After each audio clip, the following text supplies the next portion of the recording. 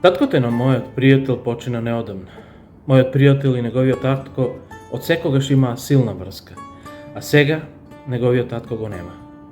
Мојот пријател секогаш знае како да им помогне на другите да се движат низ немирните води на тагата.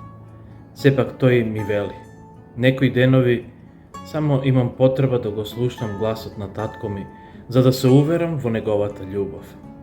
На почетокот на Исусовата земна служба се случило неговото крштевање од рацете на Јован Крстител.